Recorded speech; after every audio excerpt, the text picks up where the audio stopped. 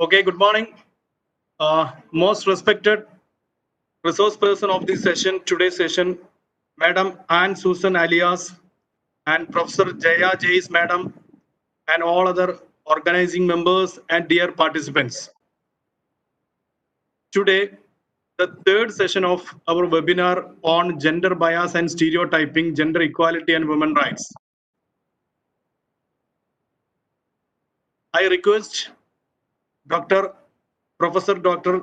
Jaya Jais Madam to welcome the gathering and introduce the resource person and also chair the session. Professor Jaya Jais Madam is the Dean of Faculty of Education, Mahatma Gandhi University. Madam, please.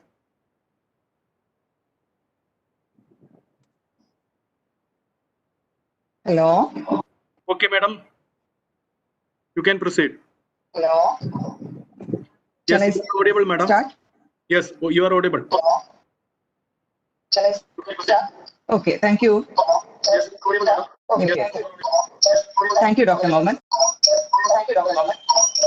Good morning and welcome to day 3 of the webinar on gender bias and stereotyping, gender equality and women's rights, hosted by School of Pedagogical Sciences, Mahatma Gandhi University. I am interested to welcome and chair today's session. I thank the organizers for the opportunity given to me. Permit me to enter into the proceedings. Our most esteemed and eminent Honorable Vice Chancellor of Mahatma Gandhi University, Professor Sabu Thomas, our respected invited guest, Mrs. Anne Susan Aleyas, head of our school, Dr. Minikuti, my colleagues at the school, Dr. Tulasidaran, Dr. Asha, and Dr. Sajna, organizers of this webinar from our school, Dr. Ismail, Dr. Mohammed, Dr. Sibu, distinguished heads and faculty of various institutions, research scholars, students, and all other participants. On behalf of the organizers of this webinar, I extend to all a sincere and warm welcome to the day's proceedings. The theme slated for today's session is Gender and Literature, Discourses on Women Writing in the West. Over the past 2 days, we have listened to and deliberated upon areas of women equality, protection of women from sexual harassment and gender bias in the informal labor scenario in India. It is imperative that we look into these matters at a global level so as to gain a wider perspective, particularly about how things are in the West. It is common room knowledge that most things Western have an influence on the world at large, the Western outlook, Western lifestyle, Western culture, Western education. The list goes on. The West means to know the pulse pertaining to women's issues concerning gender bias and gender equality in the West is through writings of women in the West. We have with us Mrs. Anne Susan Aleyas to open up vistas on women's writing in the West. She is the most apt person to speak on this topic. Let me introduce our guest to you. This is Anne Susan Aleyas, is a Malayali, a Keralite. She hails from Tiruvalla in Pathanamthitta district. After schooling at her native place, she went on to do her UG honors and PG programs in English at St. Stephen's College, Delhi, and securing third rank for MA.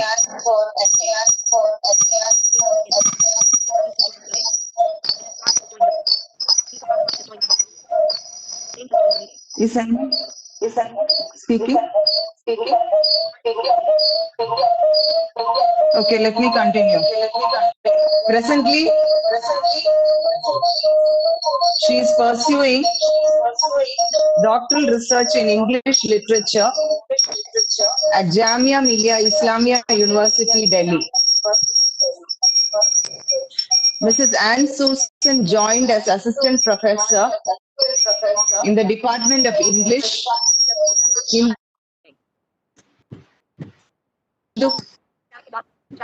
College, Delhi in 2016-17. Thereafter, she continued service as assistant professor in the Department of English of St. Stephen's College, Delhi. Everyone, please check the audio first. She has delivered several international lectures on modern Indian literature, Indian classical literature, Indian writing in English, and has researched on areas like literature, traditions, translations, folklore, and migration. Time early on. Chat message help me to everyone, please. Her areas of interest include, Chat message. am I audible? Everyone, please correct your audio. Her areas of interest include. Madam, excuse me, madam. Yes. An echo Yes. is coming out. An echo is coming out. If you are using multiple device, please mute any one device, madam. Okay, please listen. If there is more disturbance, I will see to it. Is there any more disturbance? Now okay. Now okay. Okay. Okay. Her area, may I continue? Sure. You can continue, madam. Okay. Mrs. Anne has areas of interest in contemporary trends of literature and vocal phenomena in literature. She has participated in courses conducted by MHRD and Pondicherry University. Other initiatives by her include English language and communication classes she has conducted for minority youth in Kerala at the Coaching Center for Minority Youth under the Minority Welfare Department, Government of Kerala. She has also brought out a dramatic piece on romance in literature, film, and popular culture, which was performed by her at an international conference during her student days at St. Stephen's College, Delhi. She has also audited an MPhil course at the Department of English, University of Delhi, titled Beyond Ethics, Critical Perspectives on Cosmopolitanism. Mrs. Anne's interest and wide reading in literature brands her as the most apt person to speak convincingly on women writing in the West. Thank you, Mrs. Anne Susan, for accepting our invitation and consenting to speak to us today. Now, let us listen to discourses on gender in women's literature in the West. May I call upon Mrs. Anne Susan Aleyas to deliver her lecture.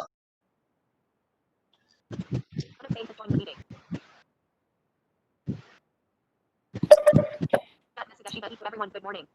Good morning, Red everyone. Laptop has left the meeting. Am I audible? Yes. All right. Once again, good morning, everyone. I would like to thank, first of all, Professor Jaya for the wonderful introduction. I'm very humbled that you called me the apt person to deliver the lecture, and I hope that I can own up to that. Thank you so very much, Professor Jaya Chase.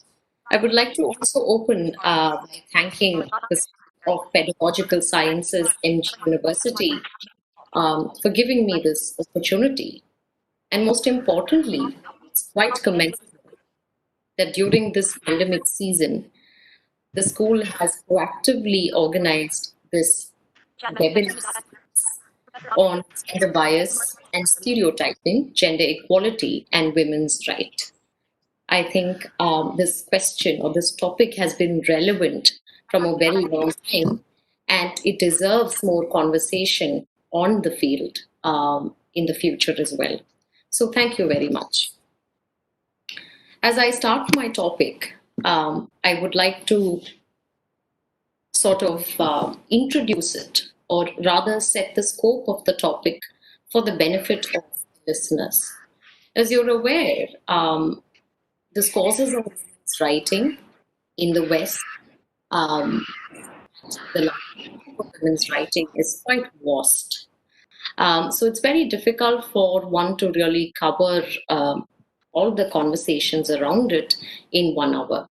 So therefore, I have set a particular scope for this lecture so that it will give you a certain sense of what we are looking at, and it will also give you pointers to further your thoughts and do a little bit more research in the area. So, as you're aware, my topic is titled Gender in Literature, Discourses on Women's Writing in the West.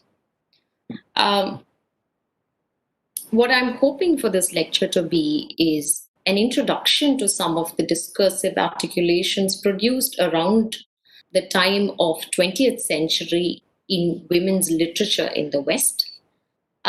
We must remember that this lecture is not about feminist theory, because that would require us to engage with the topic differently.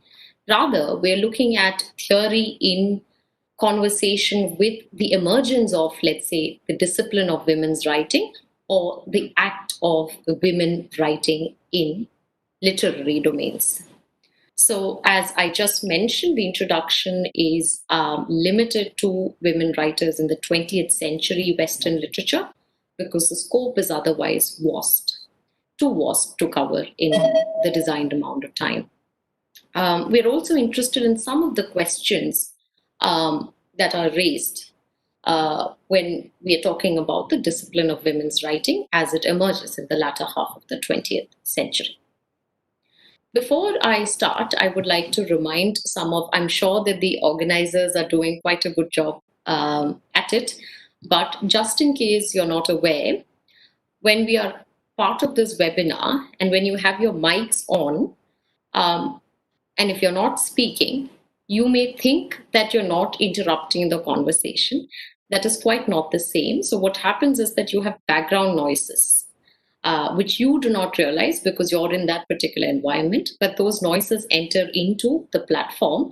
And when a lot of people have their mics on, that sort of disturbs it. Okay, this is a realization that I had recently, so I thought I'd share at the beginning of the session. So please make sure that your mics are muted for the benefit of the organizers and for the talk. So let me start. First of all, the idea of women's writing. Okay? What do we understand by the category of woman? And I think that is the first question that you must ask, right? What do we mean by the category of woman? And by that, you can also think about articulating a category of women in plural. So I'm sure that most of you are aware of this distinction, but nonetheless, if for the purpose of the class, let me draw a distinction between concepts such as gender and sex, right? So So one has to understand that classical feminist theory did not identify significant differences between these two concepts. Both were considered one and the same category, right? So if you're born with female sexual organs, you were automatically assigned female gender and later groomed into women, right? The same when it comes to men. So this kind of conflation between sex and gender is something that gets questioned towards the end of the 20th century in the West.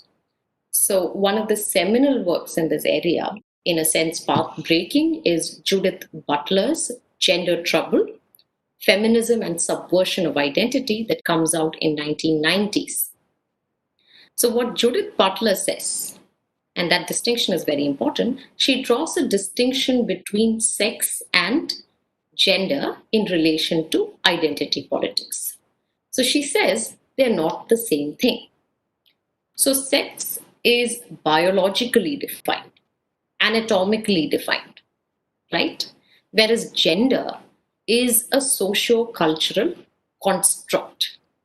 Basically, this is how, through gender, the sexed body makes relationships with the society. So how is it that the sexed body enters into social relationships with the world outside? That is through the operational category of gender. So what is interesting and path-breaking about this is that you no longer understand or identify gender as an essential natural phenomenon, right?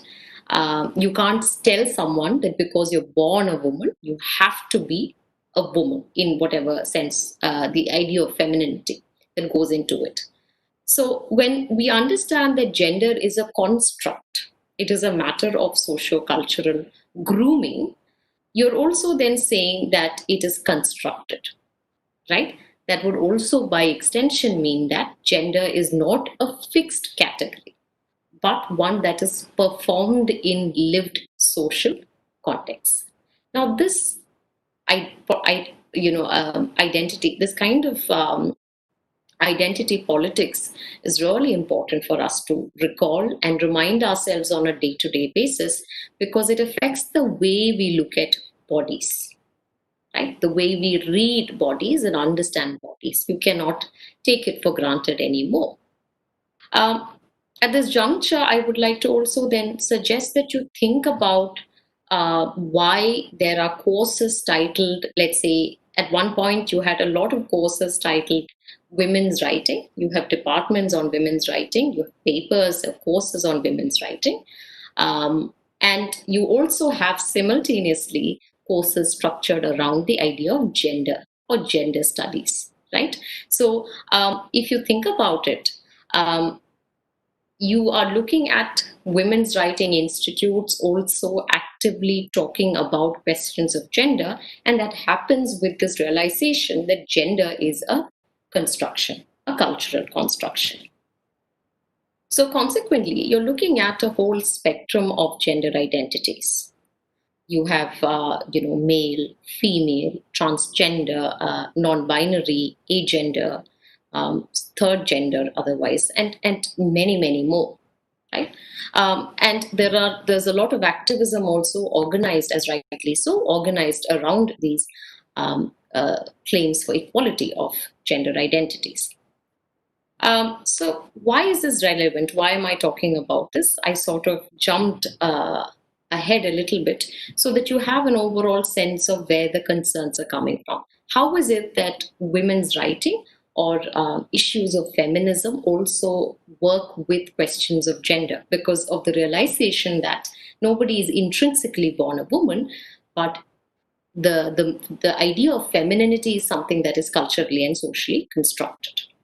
So when you talk about feminism too, in that sense, you can no longer straitjacket it into one movement or one idea. Rather, it actually aligns with, like I said, larger questions of gender, and it also aligns with a lot of social, cultural, and political movements. For instance, issues of racism, issues of casteism, etc. right?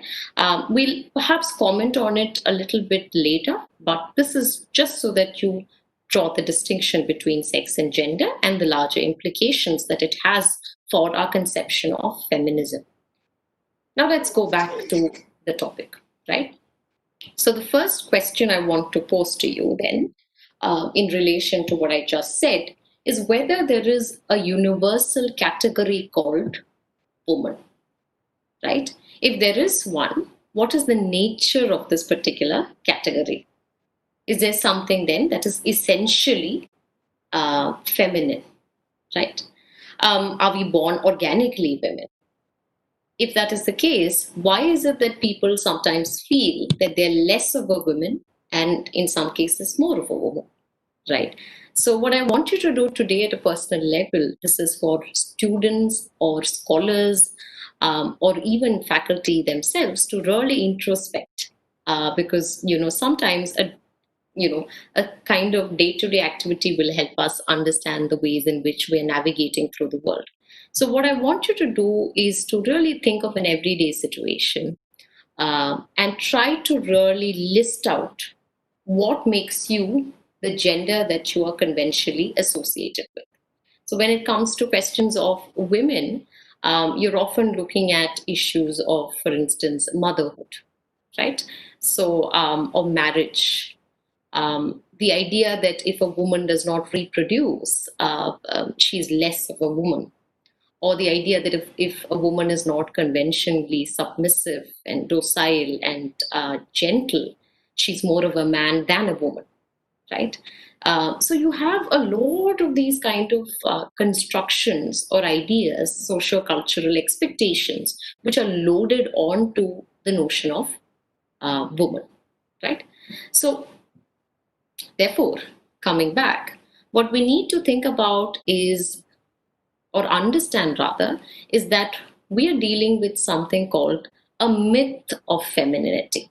It's a gender construction, it's a socio-cultural construct, and this is the same for masculinities too, right? They're all performed, they're all culturally constituted. So again, some of the ideas here is that we must understand that even though we talk about patriarchy as a universal structure, there is no single definition to patriarchy.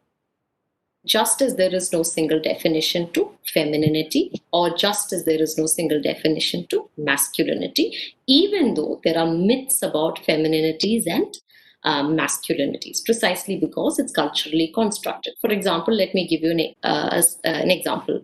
So if you look at the history of heroes across ages, let's say look at the list of Western heroes as they come through literature.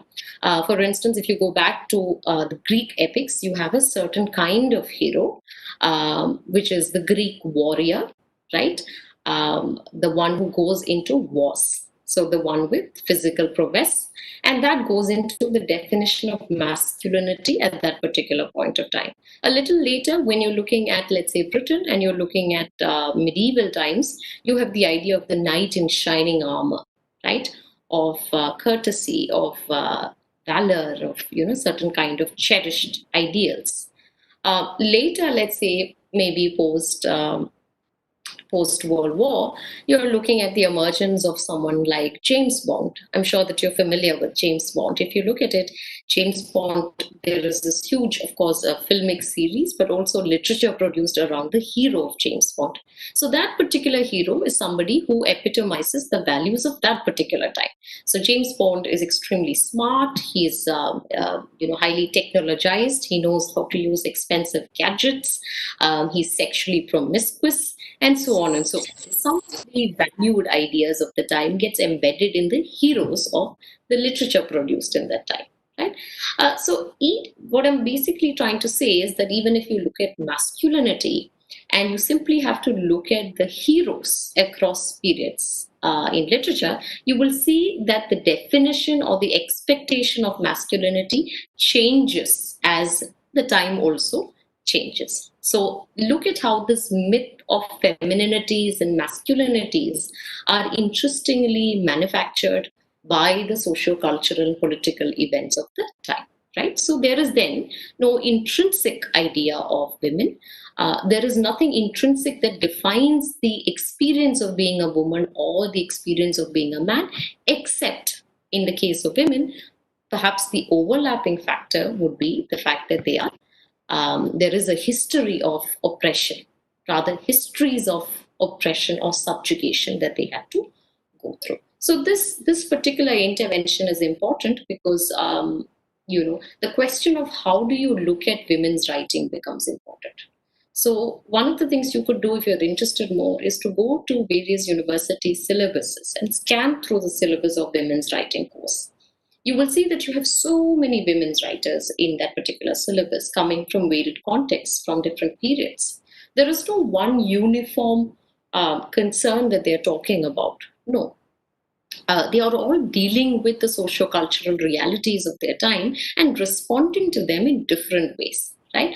Yet all of that comes under the category of women's writing. Right? So let's not therefore think of the question of woman as one, that there is only this one kind of issue. Certainly oppression and subjugation is an overlapping concern, but apart from that, there is no one definition to women. Similarly, there is no one definition to the kind of writings that emerge at different periods in history over different times. So this is the first kind of broad intervention I would like to talk about, to imagine women's writing and women writing in pluralities.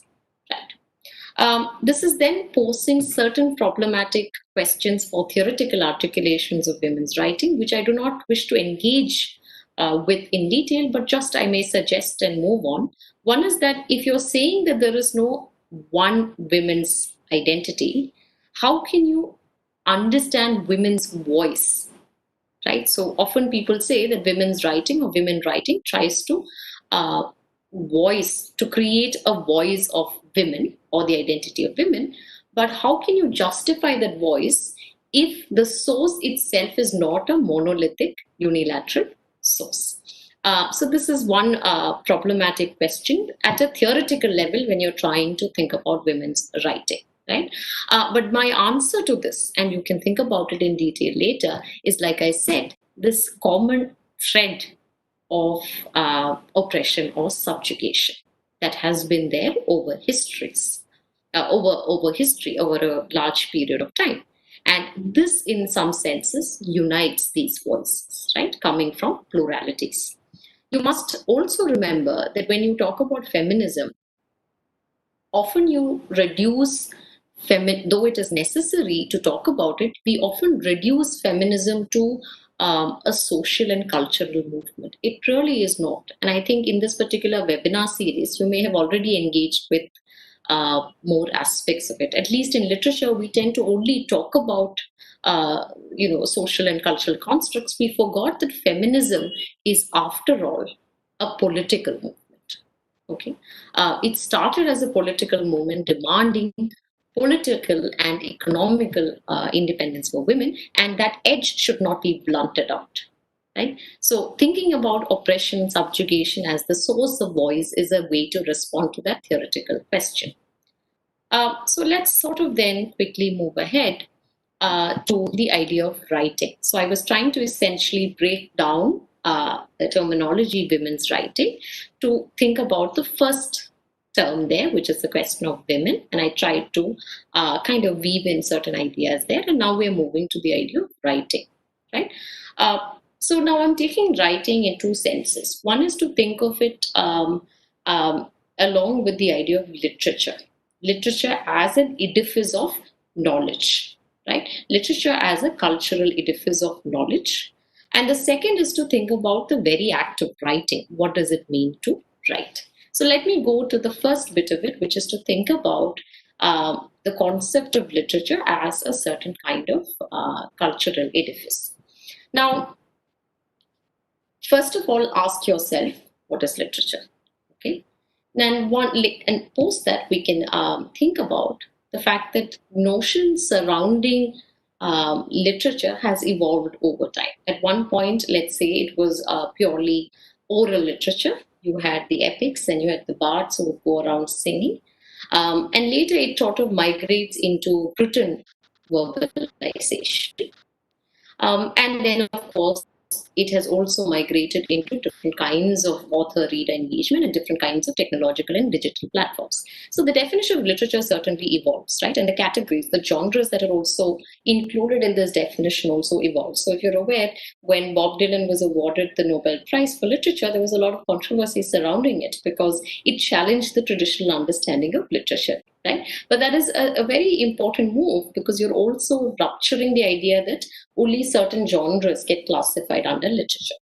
I'm simply trying to therefore make a point here that literature's definition evolves. But what is interesting here is till about, let's say, late 19th century, one thing has remained constant, which is an overwhelming presence of one gender in literary histories, which is the masculine gender, right? So I'm hoping that you're familiar with the idea of canon. Now, canon, C-A-N-O-N, it is etymologically derived from the Greek word kanon, which means measuring rod or standard.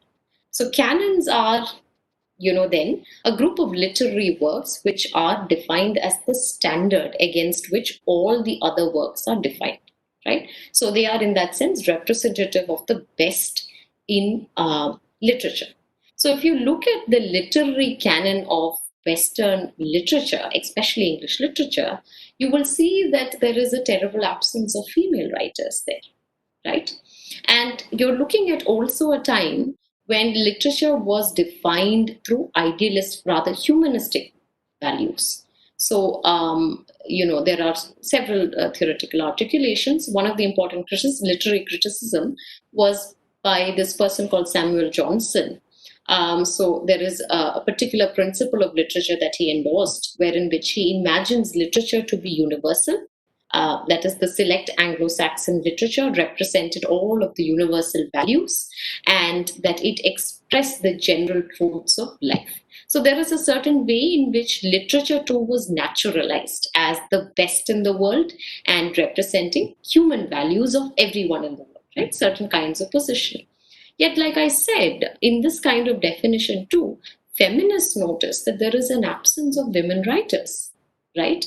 And not just in absence of writers, but even if you look at women characters in these classics, in these canonical works, which are written by men, often you're looking at stereotypical representations of women. Or you're looking at women in sexually defined roles. So a woman may exist as a man's wife, a woman may be somebody's daughter. You're always looking at some defined roles which are in relation to man. And these are all, most importantly, written by men.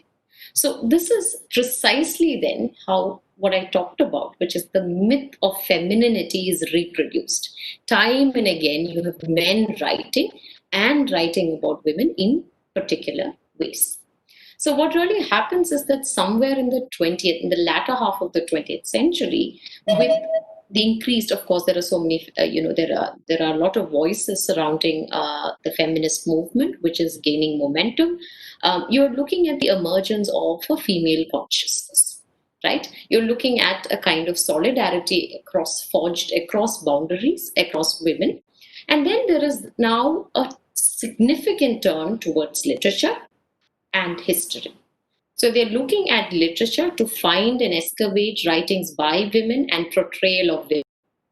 Turn towards history to look at the way in which history is constructed women. Are there important women who contributed to history? And like I said, there is a jarring absence, right? Now, it may come as a surprise it may have come as a surprise in the beginning, but later, as the feminists of 20th century West realized,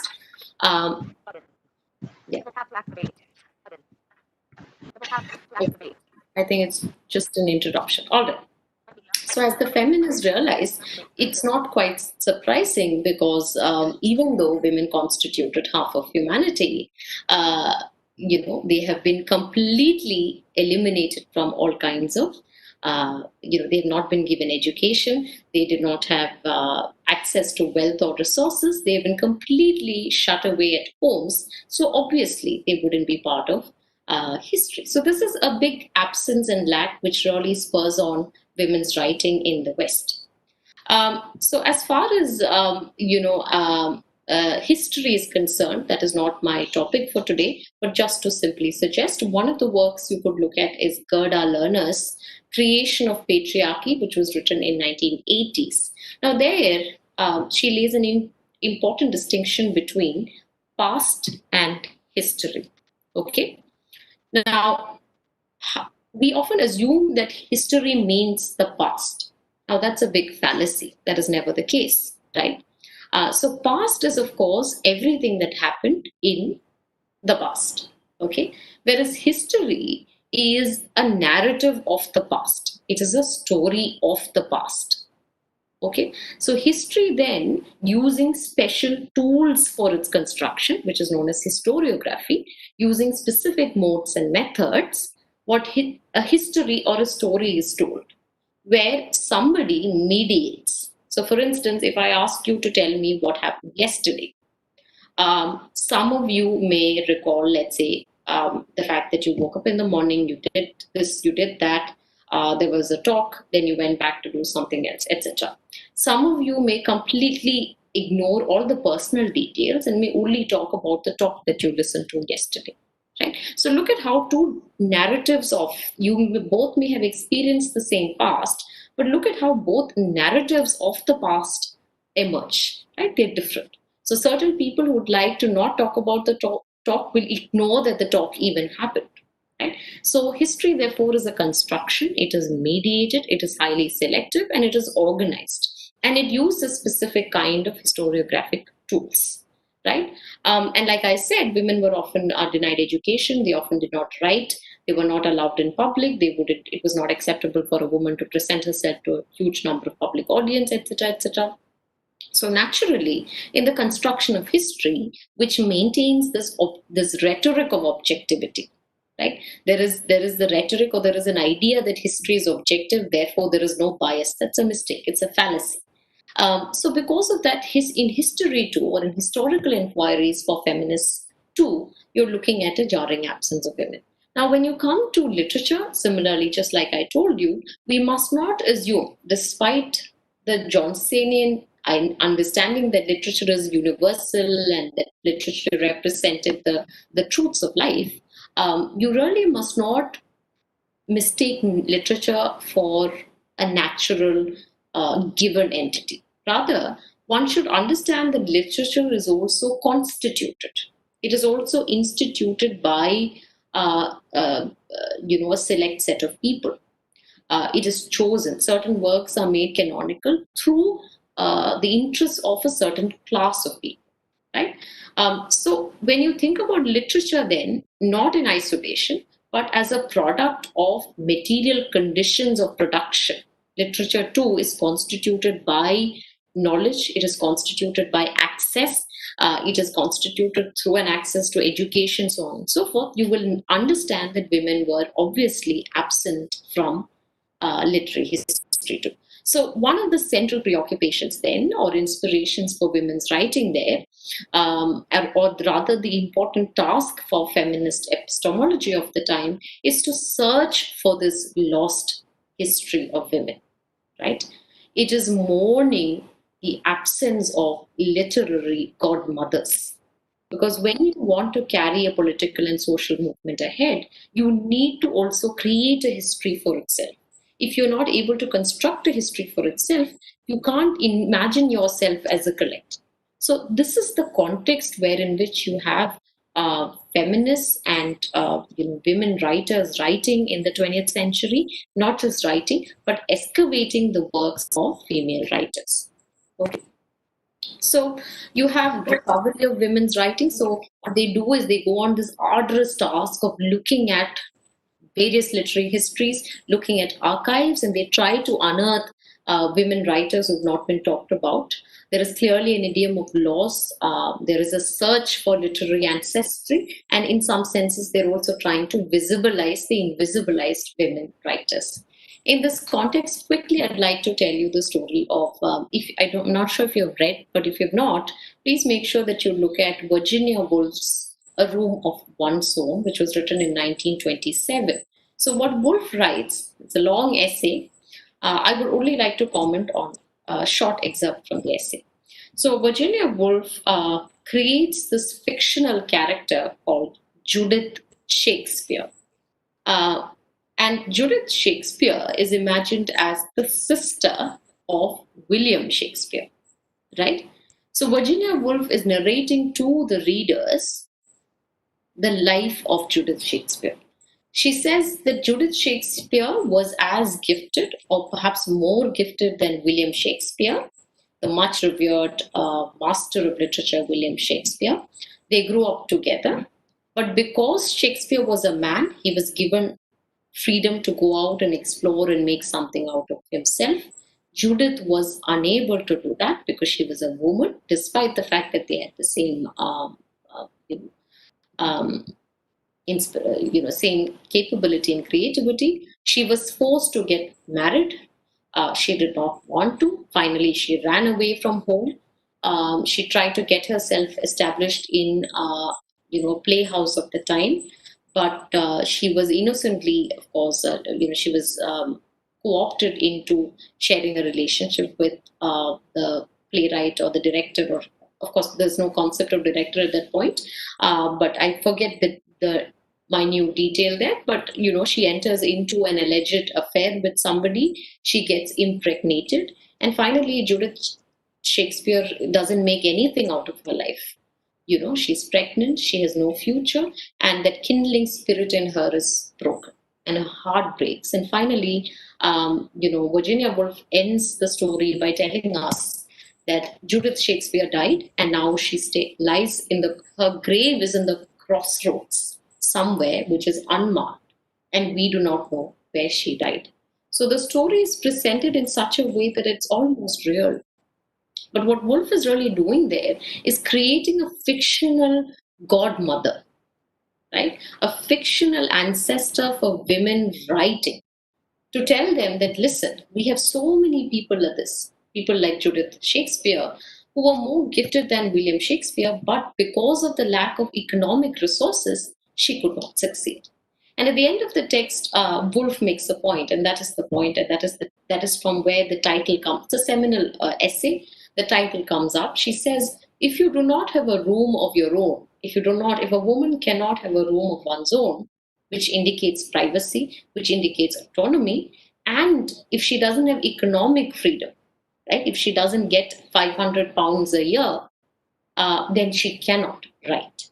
So for a woman to be able to write, you also need conducive material circumstances which empower her and enable her to write. So this is then the point that I'm trying to make here. That literature and history are not essential.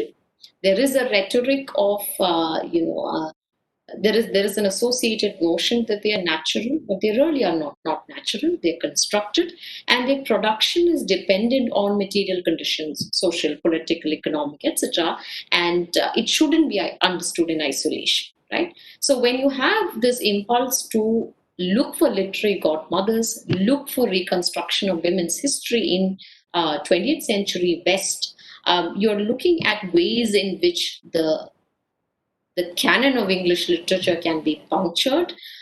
There is an attempt to then dismantle the grand narratives of literature as universal, and you have a lot of women writers writing from the margins and creating another voice. A central work in this respect is Kate Millett's Sexual Politics, which comes out in 1969. I'm suggesting these books so that you can sort of further your research if you're interested in the topic later on. The next work is Sandra Gilbert's and Susan Gubar's The Mad Woman in the Attic in 1979. You also have Mary Ellman's Thinking About Women in 1968. You have Elaine Showalter's The Sex Which Is Not One, which comes out in 1977.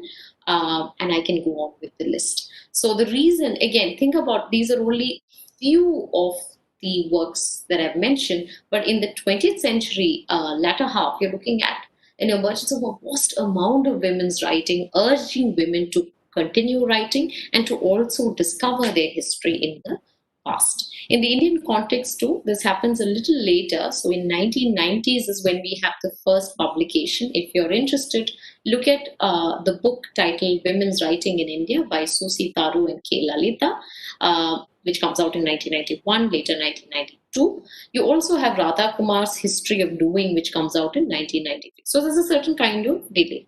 And of course, these books sort of draws from the Western idea of looking for literary ancestry for women, but they're also questioning some of the assumptions of Western feminism. We'll come back to that.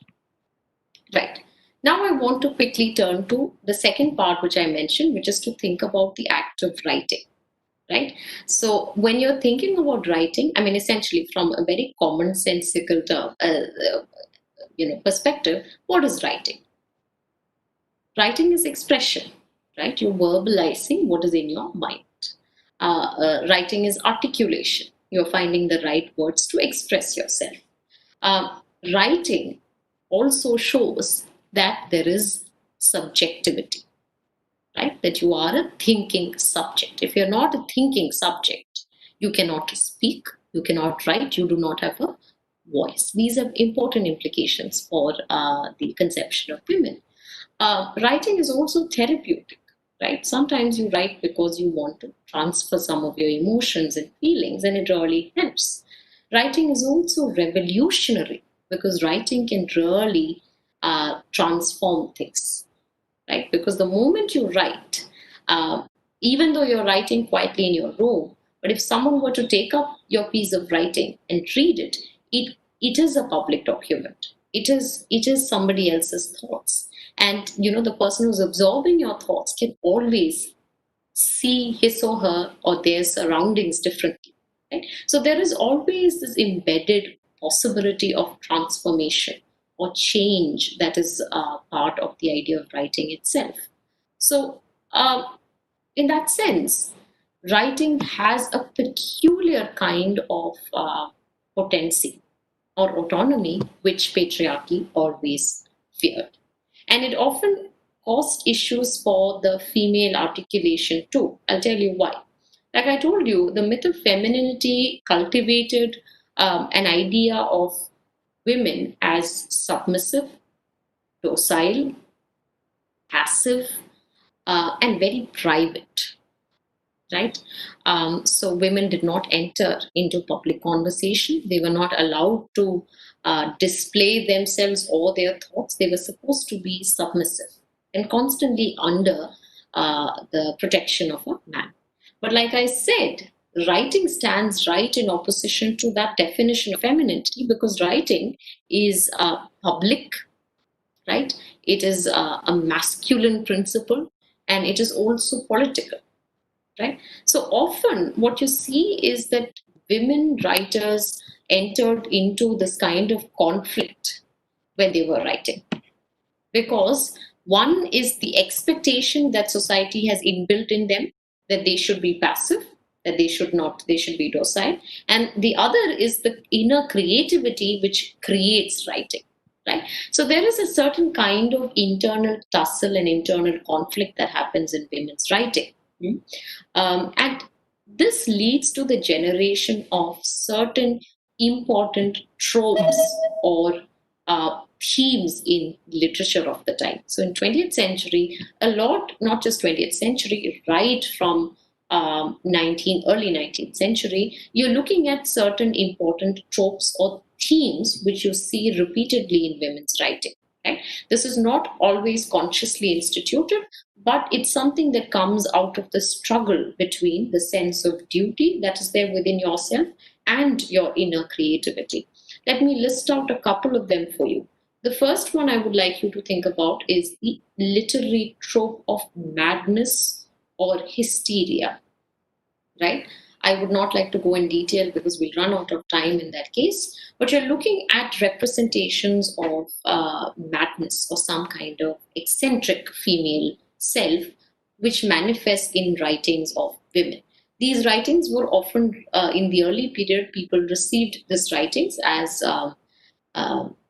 perpetuating conventional idea of female hysteria, that women are eccentric by nature and they emotional, etc. But with the 20th century recovery and reinterpretation of existing women's literature, they were able to puncture it. So on the surface level, it may seem like an endorsement of male values and male assumptions, but these women writers were actually challenging and criticizing these male assumptions and showing that madness or hysteria are, after all, culturally and socially created or forged upon the identities of women. While some of the important works there are Jane Eyre by Charlotte Bronte. You are looking at the character of Bertha Mason, who resonates throughout history. You have a very interesting and important short story by Charlotte Perkin Gilman, The Yellow Wallpaper. You must read it if you do not want to read Jane Eyre as a whole. The second trope that I would like to refer to is the trope of cross-dressing. Or disguises. You see it right from the time of William Shakespeare, but later in women's writings such as Aphra Behns Rover, you're again looking at themes of cross-dressing or disguise coming in. This was also a necessity, right? Often it is impossible for women to gain access into public domains, so women were forced to cross-dress or assume identities to kind of navigate around this male economy, this male organization, so that those themes also come up. The third thing I want you to kind of think about is the use of pseudonyms. Pseudonyms are essentially pen names which are used by authors to mark their real identity, because often when you give your real identity, people have certain assumptions. So if I write a book and I go by the name Aunt Susan, today it may be much better, but let's say in 19th century or 20th century, if I were to publish a work, people may not even read my work because I'm a woman, right? So what these women writers often did, such as, let's say, your Bronte sisters, that is Charlotte, Emily, and Anne, they took on the pseudonyms Mary, they took on the pseudonyms such as Currer Bell, Ellis, Acton Bell. All these are masculine names, and they got their work published and printed as men. So obviously they received more acceptance. Similarly, you have famous people like George Eliot, who's actually Mary Ann Evans, right? So this idea of pseudonyms also came up in literary writings because of a sustained history of subjugation. So that is, again, some of the points there in terms of looking at the potential of writing. And I think the last broad topic I would like to think for you to think about is to think about the idea of women writing, like I said, is a political act, right? It is a call for unity. It is a call for externalizing the inner turmoil. It is a call for women to really come together, right? But it is also a significant time because one has to really think about the nature of literature you want to produce. So in 20th century, again, you're looking at a lot of Western women trying to grapple with the idea of female aesthetics. How do you create a language for women? How do you characterize women's literature? Right? In this context, I would like to throw a couple of terms at you, and maybe you can look it up later. One is the idea of phallocentricism. The second is the idea of phallogocentricism. Both are related. What these terms simply mean is that language is gendered, right? So language is culturally constructed, right? And language is also androcentric. That entire system of knowledge which is then produced by this language is also androcentric, right? For example, when you say, for the longest time, people did not have the term actress. It's always actor, right? Or you have any number of, humanity was represented as a man, mankind. Why is it not womankind? Right? So you had language. I'm just talking about English language, but think about your native languages too. You have this idea wherein which language was androcentric. All the important nouns and pronouns were all he. Even in academic writing, if you do not know the gender, you often go by he, because of course that is the accepted. But through these feminist interventions, what you have are the emergence of gender neutral terms. So, for instance, you have at one point you have terms such as actress coming into play, or you have people consciously not using the pronoun he, but rather using the pronoun she. That has become a common practice today. So, you may want to keep track of it, or people moving away from saying mankind and instead saying humankind, right? So this kind of conscious gender neutral restructuring of language is happening, but nonetheless, at the time when we are talking about, which is 20th century West, language still continued to be androcentric. Right, and there are, of course, theoreticians such as Sigmund Freud who will keep on feeding this kind of ideas which feminists have huge issues with. Even when you come, if you think about it, the idea of literature, the idea of author itself is masculine, right? And it's very much coming from the biblical idea of God, the creator. The author is the one who holds authority, right? Or you are looking at the idea of the pen, which is also often designating a phallic order, or the sword. All of these are domains of action, domains of power, and all of them symbolically represent the masculine principle. So women have huge issues. Women writers do not know how to use the same language which was used for their oppression to articulate a subjective position. So one of the things a lot of women writers, such as Helen Zizaux, these are French feminists, or Luz Irigaredas, is that they use this language, they create a theory, as in they're talking about, they're criticizing the male economy, the patriarchal order, but they use the language in such a way that it's distorted. It's not easy to understand what they're saying, right? Language is consciously then loaded also with symbolic and metaphorical images and ideas, right? By doing this, what they're really doing is challenging and subverting the androcentric language or knowledge system that surrounds them. I hope you're able to understand essentially then the idea that what we receive, the kind of language that we receive, are all male centric. How do you create, how do you use, how do you express your feelings or your emotions using this language which is against you, which is designed to be against you? So the only way of doing that is to actually play around with this language and challenge it and sort of subvert it. So if you look at a lot of feminist theory in the 20th century, you see this kind of influence where women use aesthetics for an ethical reason, which is to represent themselves, however, by distorting language, right? So a lot of these, this is not the case for, let's even the case for literature. Like I said, women often use, if you read Charlotte Perkin Gilman's a yellow wallpaper, you may really not understand what's going on. I mean, you may get what's going on, but you may think that, why is this woman writing about hysteria? Like, what is really going on?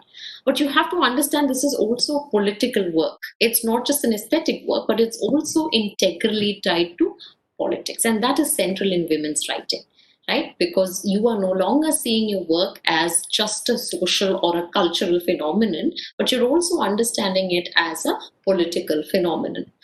So these attempts, so one is to look at language, the way in which it defamiliarizes readers in 20th century by high degree of symbolism, high degree of metaphors. Women often used a lot of symbols to kind of enrich their language and express themselves. Then you think about the various literary tropes and devices which are used in 20th century to express themselves, to make their experience visible, right? This essentially makes language or the use of language not just a aesthetic project, but also an ethical project and a political project. If you are interested, you may also be familiar with the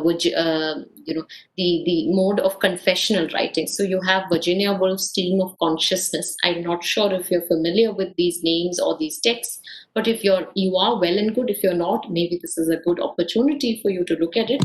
So you have Virginia Woolf's Stream of Consciousness. You have epistolary forms of novels such as Color Purple by Alice Walker.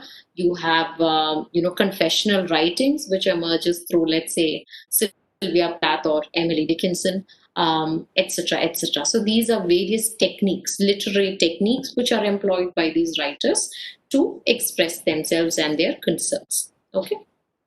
For the purpose of the class directly, I would like to shortly refer to this one essay by Elaine Showalter. This essay is called A Female Tradition. What Showalter does is that she divides then the trajectory of literary evolution with respect to women in the West into three important phases. The first phase is called the feminine phase, which is from 1840s to 1880s. In this particular phase, and these are times when women are writing in the novel form, this is a phase when, like I said, women use pseudonyms. They have not come into their own. They are still imitating male models of writing. They have not done this language experimentation that I just spoke about, but they are in that phase where they're trying to find their voice. They are imitating male models. Now, the second phase is a feminist phase. This is from 1880s to 1920s. At this point, when you're looking at a lot of women's writing, you will see a sense of protest. You will see a sense of asking for your rights. It is no longer aligning or imitating the male voice, but rather resisting it and objecting to it. And the third phase, which Walter notes, is the phase called female, which is a phase which starts from 1920s and goes on till Walter's time and beyond. This phase is an important phase because this is the phase wherein which women are actually involved in a search. They're no longer interested only in a conversation with men and male literature, but they're really looking inwards and they're looking at a voice. They're trying to find an articulation. They're also trying to self-discover themselves, right? And it is at this juncture, that is the period I refer to in this lecture too, which is the 20th century, where you're looking at this experiments with language and exploration of self and introspection of what writing really means, right? What is the implication of writing? Having said all of this, I would like to make a quick remark, and maybe after that we can move ahead and go into discussions. The remark here is that in Western, I've sort of introduced you to some of the important concepts or ideas or discourses surrounding women's writing in the West. And like I told you, it is aligned to the feminine, the rise of feminism and the forging of feminine consciousness. So while it consciously tried to dismantle and subvert or do away with universal assumptions of literature and universal masculine assumptions, what it unknowingly did is that it substituted those assumptions with an essential assumption of femininity. Because often people who, not at the moment, but at one point, people who led such socio-political movements were the elite classes, right? Were educated women, were at that point when racism existed, were women, white women, right? So they had a certain kind of concerns. Their reality was forged in a way which was very different from, let's say, reality of Black women who lived there, or reality of even colonial subjects of the time, or women from who were facing casteist oppression, right? So what these Western feminists did was, in their, in them thinking about language and creating rich abundance of theoretical articulations around women and writing and women's literature, they often mistook for women's experience their experience. And this caused a lot of concerns because you had women, other women, groups of women coming from the margins, and they would start saying that, listen, you cannot just appropriate it. Your concerns may be different, are different from our concerns. So let's say people like Bell Hooks, who articulates on these ideas at a later period, would say that, we are women of color and we are facing racism. We don't have the kind of economic resources you have. We don't have education. We don't have access to the kind of language you speak. Our language is very different. So they sort of say, challenge this liberal feminists who simply talk about, in some sense, freedom and autonomy without looking at the larger structures of society. Right? I know that you're familiar with, in one of your talks, there was a reference to different kinds of feminism. So you had liberal feminism, you had Marxist feminism, you have later subaltern criticisms coming from it, you have caste, Dalit feminism, so on and so forth, right? So that precisely comes from this, the understanding that even though you are talking about feminism as a movement which is moving towards the end of sexist oppression, you cannot see feminism in isolation, right? It is not. It's not something that is only about women. It is also about questions of caste, questions of class, questions of race, right? All these aligned concerns are there. So you have, for example, like I said, Bell Hooks, who talks about it. You have a lot of women, African American women writers who write in the 20th century too. For example, you may be familiar with Alice Walker.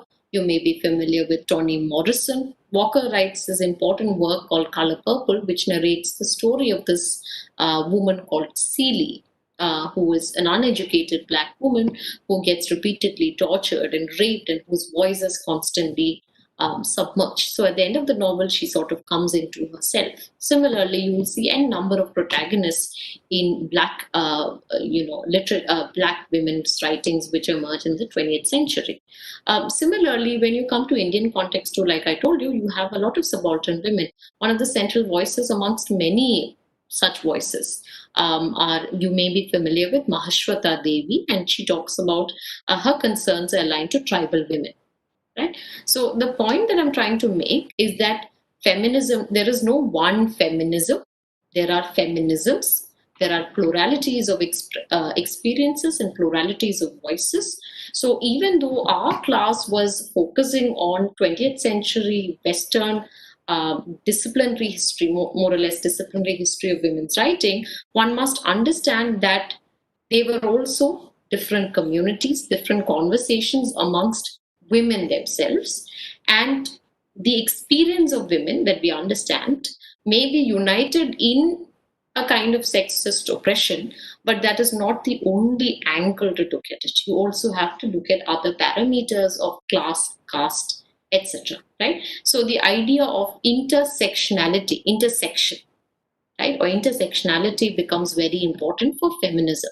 So you cannot support a movement such as feminism if you cannot support other social, political, economic movements, because you can't straitjacket it.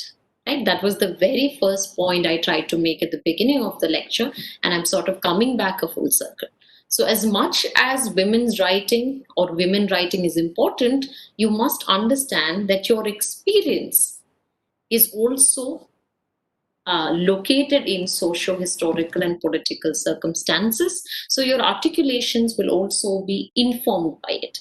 The themes that emerge in your literature will also be informed by it, right? Of course, you can all try to subsume this category into the larger category of human. We're all humans, no. But you also have to look at the history of oppression. You have to look at questions of voice and access that may or may not be available to some of them. So I hope that I have been able to introduce to you, even only at a cursory level, some of the important concerns that women in 20th century West talked about when they talked about language and writing and so on and so forth. And I hope that some of the references I gave will be useful for you to just go back and read and to sort of think about, because the conversation is relevant even today. With that, I'd like to close my lecture. Thank you so very much.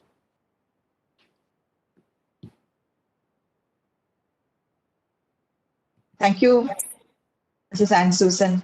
That was a very interesting and very informative, awesome presentation you have given without even a PowerPoint.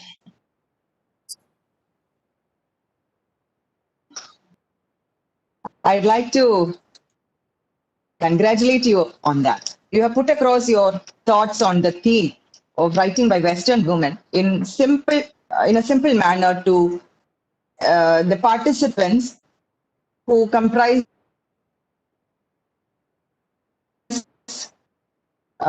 people from different disciplines of education, not purely English background. That's what I meant. But it was a very beautiful presentation. You have given us a panorama of women's writings in the West. And right from the start, uh, you have clearly defined the constructs of from there. You have given us a beautiful start and taken us through the background of all the writings, background of women's writings, how it evolved and what are the themes and the literary techniques, the need for pseudonyms that were adopted by women, the type of language that has been used. So many things have been brought in through your lecture. Thank you, madam. And I think we can move to the next session where we'll open the floor for discussion. Any clarifications or questions can be raised by the participants, and Mrs. Ann Susan will answer to you. Then you can even put your queries in the chat box. This recorded session will be available on YouTube for future reference also. So I invite the participants for an active discussion. Several comments have come into the chat box. Comments of appreciation. Questions or queries, please.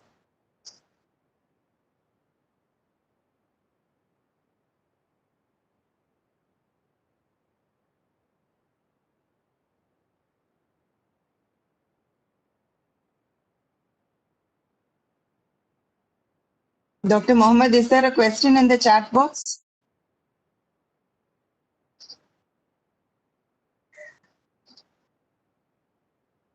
Hello, am I audible? Yeah, audible. One query is there, like, please introduce post-feminism, and here is related.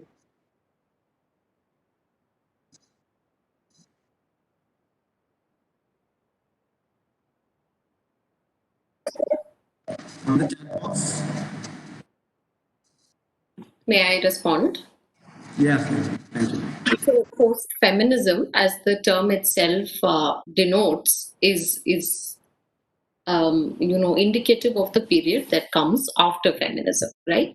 So, as for instance, if you look at terms such as any kind of colonialism, you have post-colonialism, you have modernism, post-modernism. So post something denotes so commonsensically. In a temporal framework, a period that comes after feminism, right? And often when you use that as a conceptual term, it becomes a term which critiques the previous formation. So in this particular case, for instance, post-colonialism. So during colonialism, for example, you had a certain set of ideas that governed knowledge production at that time. So with post-colonialism, you have a criticism of these assumptions, right? So at a temporal level, it designates or is emergent at a period which comes after the previous period. And at a conceptual level, it sort of interrogates and challenges the previous period. So in this case too, you're looking at post-feminism, which in some senses questions or challenges certain assumptions of feminism. Now, one of the important markers of difference here is, let's say, like I said, feminism, at least till the latter half of the 20th century, till about 1990s, focused on women's oppression. Right? So the question may have moved on to ideas of intersection. It may have moved on to questions of race, class, caste, whatever, but it still was working within the binary of woman and man. It was not able to move beyond this binary. So with let's say 1990s onwards, you have a challenge which is posed to this mode of binary thinking. That, why is it that we are still sticking to? Because you're also looking at the emergence of a lot of other voices coming in. So you have transgenders, you have a huge spectrum of gender identities, like I said at the beginning of the meeting. So with this kind of spectrum of gender identities, you're looking at a phenomenon that challenges the inherent assumptions of male-female gender only. So you have a move towards looking at a larger spectrum of the question of gender, right? So it is often misconstrued as an understanding that feminism is not important, or it's a period where we have reached complete equality, or we've reached complete where this question of feminism or oppression is no longer relevant. But that's a misconstruction. But rather, it is showing certain limitations, and you can, read into it. There are Rutledge and Oxford have come out with companions on the same, on post-feminism. So it sort of looks at the limitations of 20th century Western feminism, as in other countries and other areas, where you're looking at a movement from women-oriented thinking to more gender-oriented thinking. And having said that, may I simply reiterate that even though at a theoretical level you have articulations of post-feminism, and certainly it's important to take on activism and for everyone, that is for multiple gender identities, we must understand that at a practical level it is still important to have certain NGOs or certain organizations continuing to address issues of women, right? So it's not that at a lived level, or that, as a whole, we as a society have moved onto the period of post-feminism, although, of course, the conceptual interventions are very important, and any activist or anybody who's working with issues of women should also be concerned with issues of other gender, right? And must be part of the process.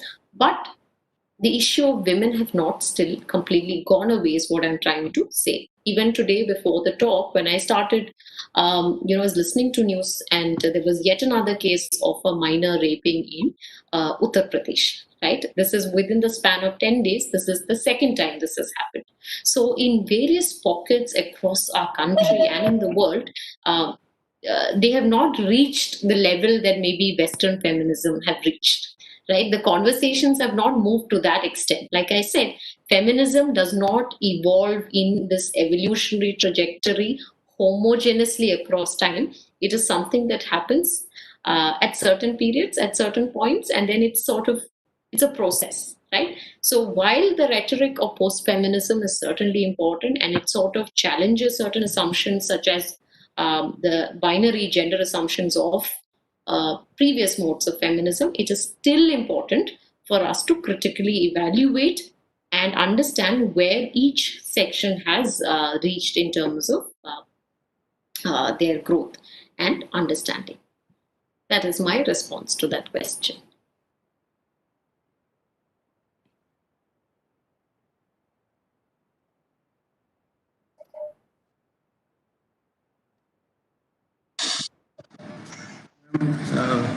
The query that was seen in the chat box is relates feminism and cultural studies. And another one, Yeah. how far feminist writers express the transgender expressions as, and what's their role? That's another one. Could you repeat the cultural studies question, please? First one, relate feminism and cultural studies. Yeah, okay. So one has to, first of all, look at, again, you may look at the introductory readings on cultural studies, how cultural studies originate too. It originates again as a discipline which is really interested in understanding, and in sort of integrating multidisciplinary approaches across discipline. Right. So it is not something that is restricted to, today, of course, the class was right? So I was particularly looking at literary works and literary writings. But we are also looking at a time when the idea of literature itself has expanded into, like I said, digital platforms. And now we have writers who are inviting such as Margaret Atwood, if you're interested, who are inviting audience participation or reader participation into changing the contours of her writing itself.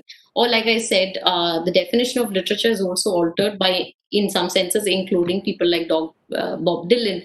And you have, what I'm trying to simply say is that you have a kind of a multidisciplinary approach that is coming in. Right? So with the origin of cultural studies too, you're looking at this interest where you're not restricting it to one discipline. That kind of discipline specificity, which was at one point endorsed, has actually shifted from the latter half of, again, 20th century, because that has become restricted. So cultural studies also integrates, and a very central term to cultural studies is the idea of articulation.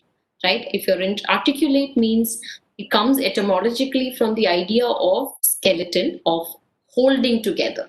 So the articulate of an animal is, for instance, it etymologically meant the joining, the conjoining of the internal structure of the of the animal.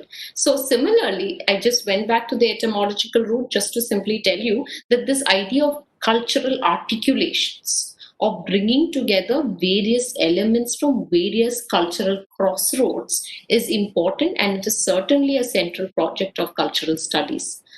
Stuart Hall is somebody you should read to understand as introduction to cultural studies. So feminist interest in cultural studies is very much a phenomenon, and you have that really going into all kinds of modes of cultural expressions or articulations. From, let's say, look at your digital media, look at the use of, let's say, memes, look at, again, the kind of narratives that are coming through digital media, right? Or look at films.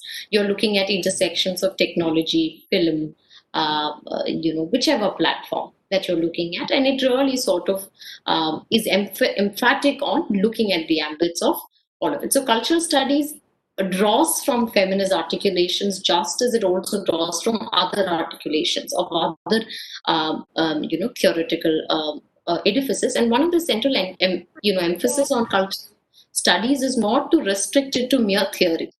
Rather, it is really interested in the ways in which this kind of articulation, the permutations and the combinations of these articulations work out, right?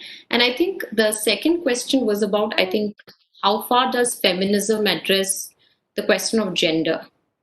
Like I said, my response to this at the beginning of the class itself was that a lot of feminists, and a lot that this is an incoming consciousness that is happening. It's not something that has already been well established. Rather, it's something that is getting established. So maybe a lot of regional feminist activists may not really know the implications of this. But just a second, hold on, apologies.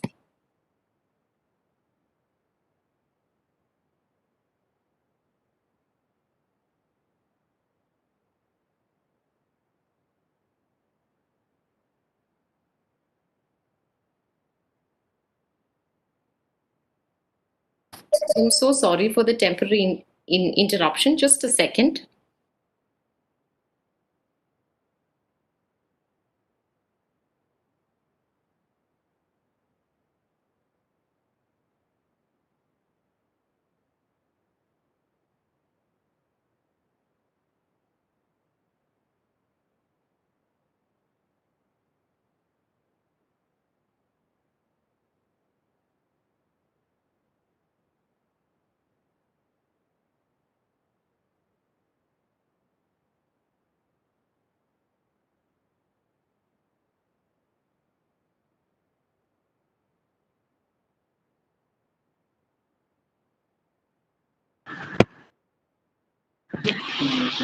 Chưa. Có mấy giờ luôn lâu rồi. Bơi chiều nó là.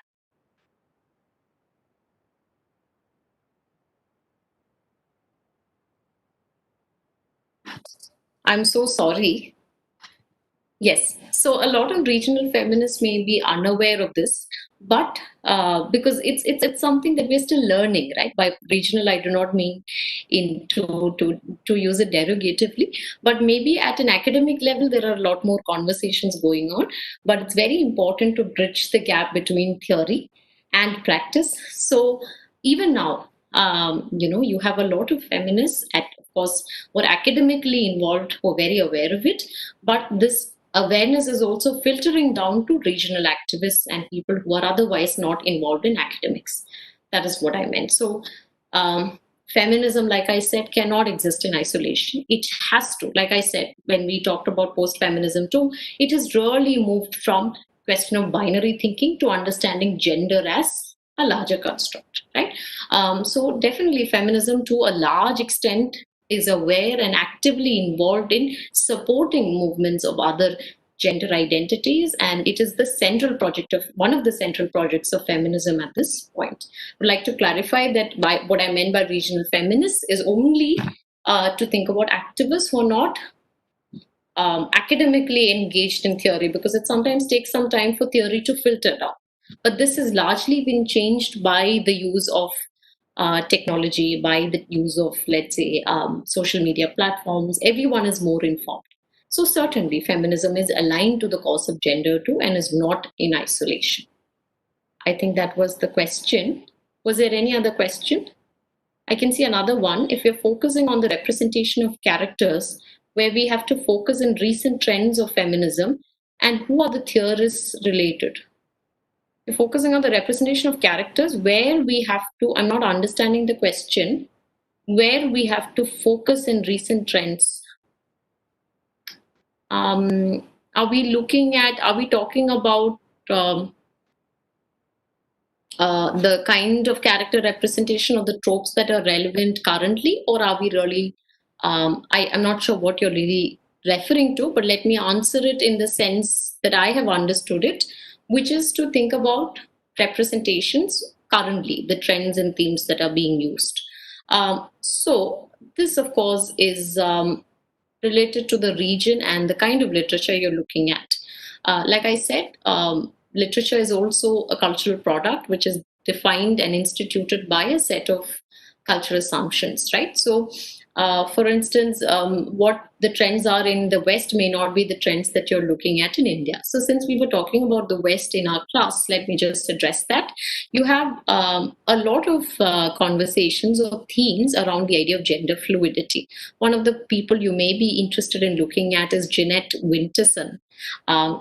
She's again a British writer, and she talks, her fiction, especially something that may interest you, is Sexing the Cherry, really looks at gender fluidity and the kind of migration of genders, so that is really in conversation along with the topics of a contemporary discourse, right? Along with that, we can think about a lot of African American writers who are coming up with articulations.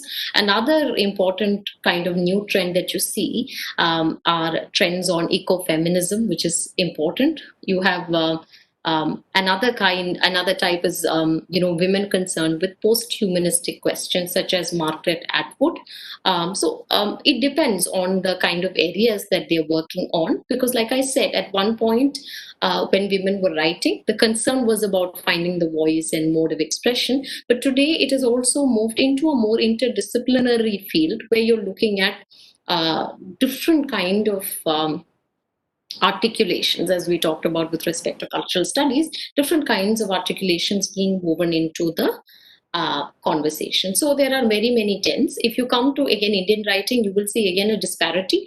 Some writers have addressed post-colonial impulses from 20th century onwards. Some writers continue to talk about issues of caste.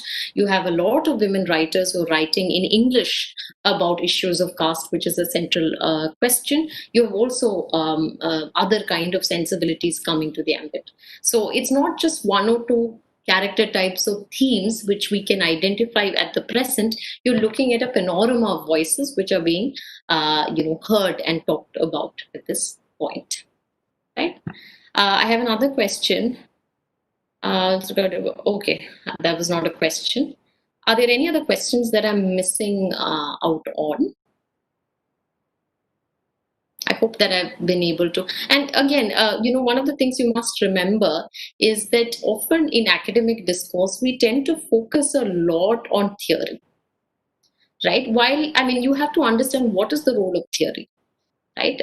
Theory is a particular way of understanding the world around, right? So you have certain people who are creating a set of ideas, putting together a set of ideas, and using those set of ideas to interpret the phenomenon around them, right? But theories often, the limitation of theory is that often it gets stabilized. So when it gets stabilized, our reality is constantly changing. Every day a new phenomenon is happening or encountering, right? And this theory, and this is academically, this is something that we do. When you start with theory, you have a certain set of fixed authors and readers that you start from, and then you sort of gradually progress. Some people do not even progress because you don't need those conversations anymore. So you drop it and you're left with only an articulation which is actually dated, right? So our reality is changing, and theory also has to change, and in some avenues it changes. But what we often sit with are classical theorists, right?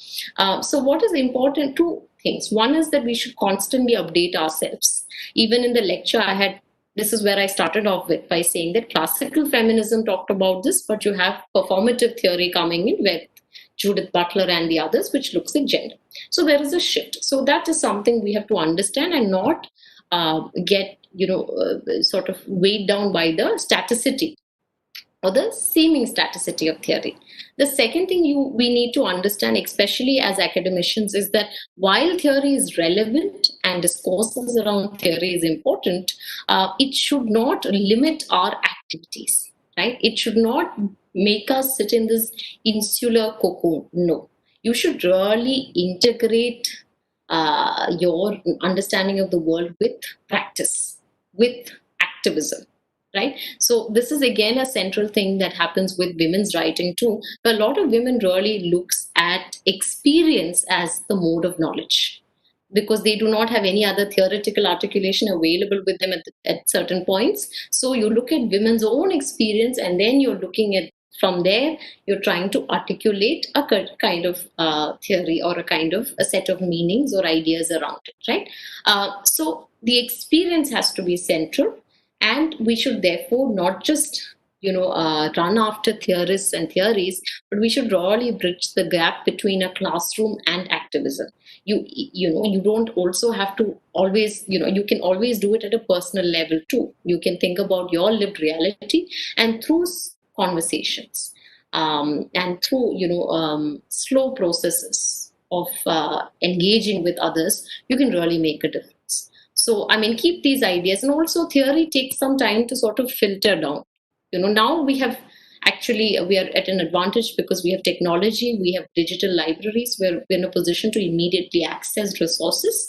But at one point especially, it does take a certain amount of time for theory to filter down, right? So we, at some point in India, even now, we're really engaged in conversations of 1990s and 1970s. That also has a lot to do with the pace of development, which is not homogenous across countries and geographical regions, but nonetheless, right? So keep these thoughts about theory too, because I do sense, and this is always the case, we're always running behind theorists, but let's also think about why we are doing that and what is the issues that we're trying to talk about. Like I said again, feminism is a political movement to begin with, and then it moves on to other articulations. There is a question here. Understanding gender and understanding myself would be appropriate to say that I'm I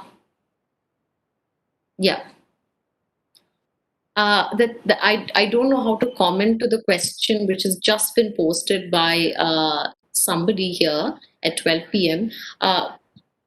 I don't know. I mean, that's a journey that you will have to undertake yourself.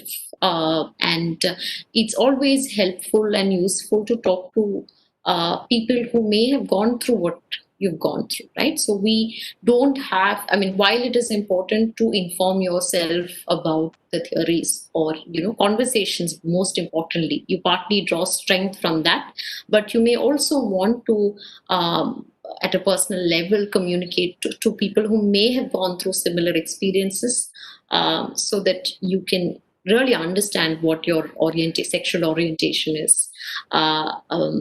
I don't think I can comment more than that at this point in this particular platform.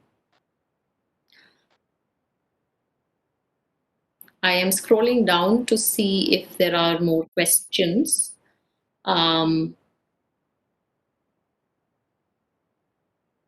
But I'm unable to really find out. Please let me know if there are more questions.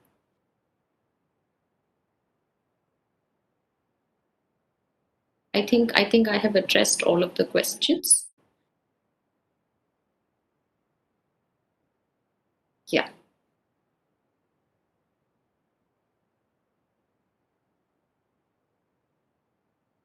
Like I said, I would like to say that, please take this class or this lecture as a starting point. This is just the minutest bit of a larger conversation that is there.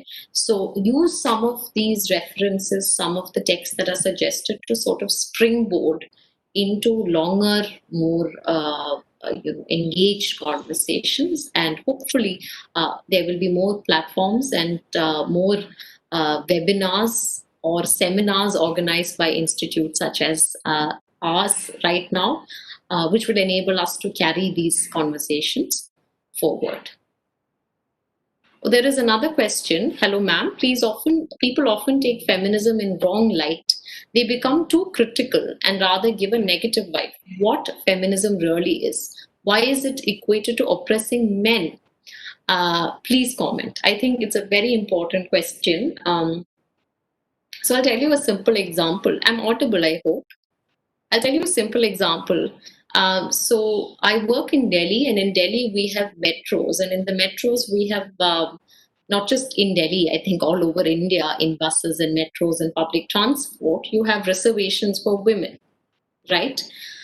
So a lot of my male friends often complain, saying that on busy days we men we struggle to stand, and you women have this entire bogie to yourself, and sometimes it's not even full. So a lot of people ask, why this reservation? Isn't this a mode of discrimination? But you must understand that our constitution allowed for these reservations as not negative discrimination, but as positive discrimination. This is the case for, again, reservations in caste too. In various castes, various scheduled sections too, because you should not isolate yourself to the present moment. You really have to look at the history, right? So you may say that this moment you feel discriminated, but it's not really a question of just now. This moment is a product of multiple articulations from the past, right? So therefore, positive discrimination is important to ensure empowerment of a section of society. I just wanted to address that because that's a question and doubt that often comes. As far as the stigma associated to feminism, like I said, even with feminism, there is no one definition of feminism. There are multiple feminisms, right? And even within these multiplicities, there are different positions to feminism. So you have radical feminists who express themselves and sort of are more vocal, and who are who may come across to some as negative and demanding and so on and so forth. There are, on the other hand, different sides to the same coin. There's not just radical feminists. We've also a set of feminists who are more probably classically trained, and their systems and methods of addressing their concerns are different, right? If you're familiar, I mean, this has always been the case. If you're moving towards a revolution, if you're asking for a socio-political change, it doesn't happen in one day. B, it doesn't happen because of one set of people. It always happens because of several sections of people, right? So even in Indian national movement, you had the extremists and you had, the parliamentarians who worked with the government, right? You needed, I mean, in some senses, you need a balance of all these voices to create the necessary momentum to create change. Right? So yes, I mean, I think feminism has certainly been seen as in a lot of places has been stigmatized. The moment someone says she is a feminist, she's looked down upon, right? And that may be because of, again, the differing standpoints points of views from within feminism, first of all, right? So, but the second thing is the fundamental problem here is only women are feminists. Women alone should not be feminists. Men should also be feminists, right? Feminism doesn't mean, oh, it's again gender defined, that I'm a woman, therefore I'm part of this group. No, feminism is a political movement which started off as a political movement that worked towards women's rights. And even right from the beginning of this movement, there definitely were a lot of men who supported women's rights movements too. They may not have had the same experiences, they may not be able to understand it the same way, and they may therefore face criticism for in some senses representing women. But there has been support from various quarters too, right? So I think the fundamental problem is, in today's society, men are not feminists. A lot of men are not. And because of that, there is an assumption that women who are feminists are, for some senses, illogical. So I think this really can be, countered if more men also enter into this conversation and become part of this conversation. It shouldn't be just a women's project, right? And like I said, I mean, other kinds of stigmas are there because of the various kinds of standpoints. Some people vocalize it, which some people, that method may not suit some people, whereas for other people, it may be easier if somebody sits them down and have a kind of conversation in private, etc. But this various kinds of movements and approaches are important to create the change that we're able to create, and it sort of helps the conversation go forth. But having said that, it's also important for us to constantly critique and constantly hold ourselves in doubt or confusion too, because that is the only way in which we can really improve ourselves as a movement, as a community, as any kind of ideology does, right? Like I said, with theory, everything has to progress, and progression can only happen through certain kind of conversations, right? So feminism too, if there is collective stigma onto it, we need to think about why. Internally, we need to think about it, but on the other level, we know it is also because of certain wrong assumptions, certain kind of convenient stigmatization too. But this kind of introspection, sense of doubt is important, not to the extent that is debilitating, not to the extent that it compromises the cause, but to the extent that it enables us to progress and change according to the whatever of the time, right? Like I said again, men should also be feminists, and similarly, masculinities are now, like I said at the beginning of the class, there is not just a myth of femininity, there is also a myth of masculinity, which is highly oppressive, right? Because there are so many men who may or may not associate with this particular gender, but because of social convention, they're expected to behave in a certain way. So if a man holds a woman's handbag, he's called a woman. Or if these are just ridiculous ideas that are there, right? These imposing. So you need to list down what are the conventional expectations of masculinity. You need to be strong, you need to be fit, you need to go out and play with your pals, you need to play football. If you don't enjoy sports, people make fun of you. There are also this kind of, everybody is weighed down. The burden is too heavy on men and women and all genders for that matter, right? Gender identities. So that realization has really, I think, again added on to the costs. And I think that's where we again started the conversation with.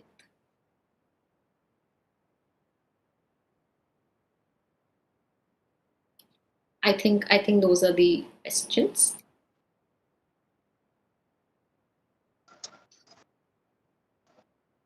Yes, ma'am.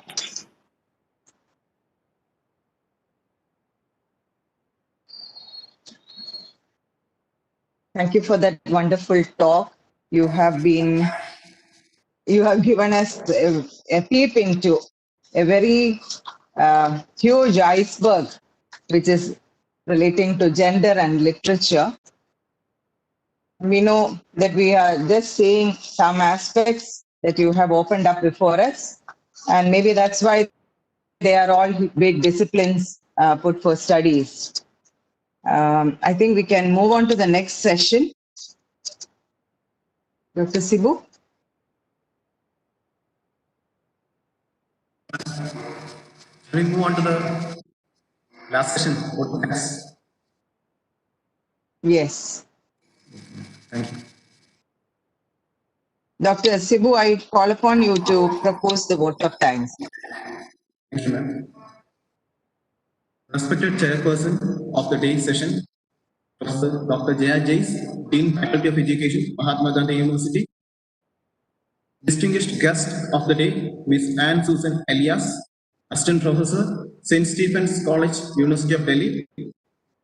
Professor Dr. A. Minikuti, Head of Department, School of Pedagogical Sciences, and patron of the webinar. Dr. Muhammad KV, Assistant Professor, School of Pedagogical Sciences, and General Convener of the webinar.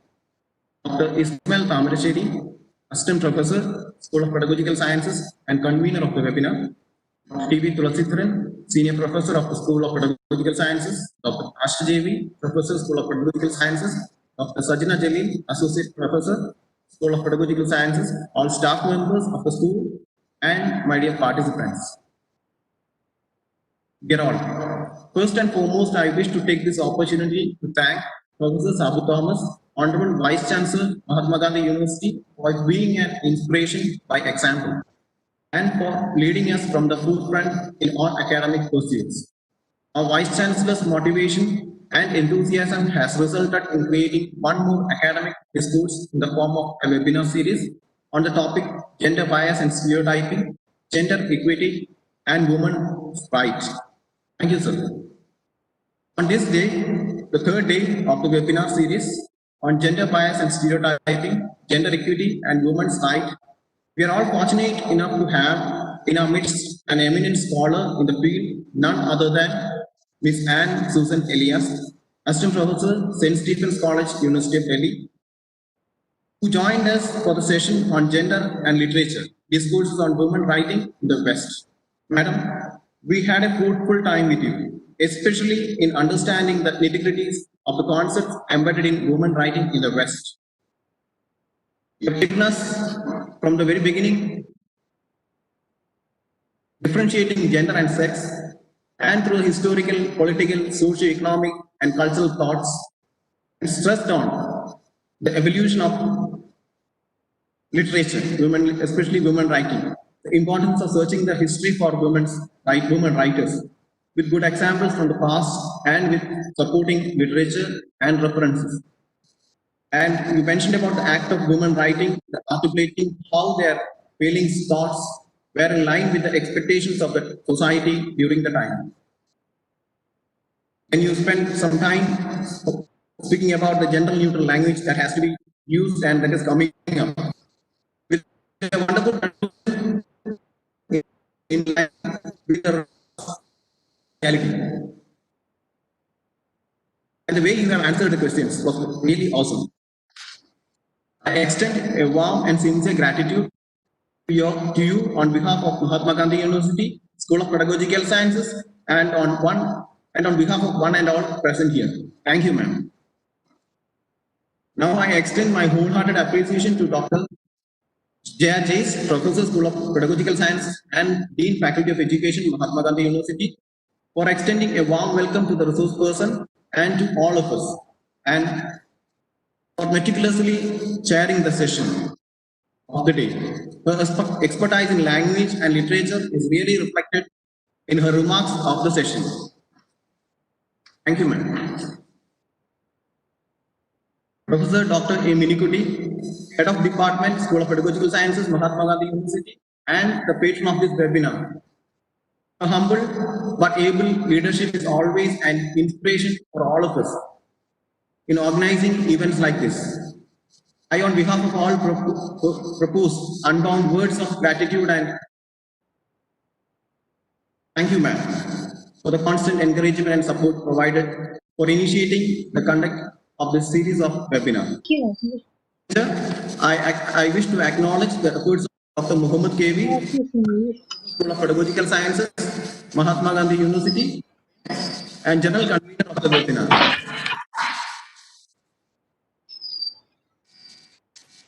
So your spirit of enthusiasm, especially in live streaming the sessions through YouTube, has resulted in creating more views as well as better documentation of the webinar. This attempt was enriching to all of us. On behalf of the organizing committee, and all the participants, I voice the words of congratulations and thank you to you, sir. Dr. Ismail Tamirasheri, Assistant Professor, School of Pedagogical Sciences, Mahatma Gandhi University, and convener of the webinar, has helped in maintaining and materializing this event. As always, his expertise and support has helped us easily navigate the technical aspects without many glitches. Thank you, sir, for the smooth conduct of the sessions.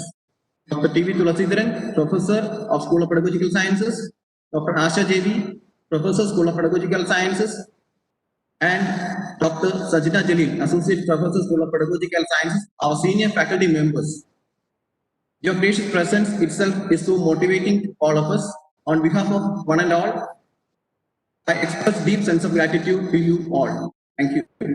I also remember with gratitude the help and cooperation rendered by the staff members of the School of Pedagogical Sciences for making this program a success. Now, to our beloved participants, you have really made the sessions of the webinar vibrant and rewarding. On behalf of the organizing committee and being the coordinator of the webinar, I take this opportunity to thank you all for showing the vigor and pursuing such academic endeavors. We had a massive response from your side and was forced to close the registration upon touching the figure of 1,300. We are happy to say that participants have joined in WebEx and YouTube Live these days, and the numbers have touched the figure of 1,000 in YouTube alone. Once again, remembering one and all who is part of the program, thank you all.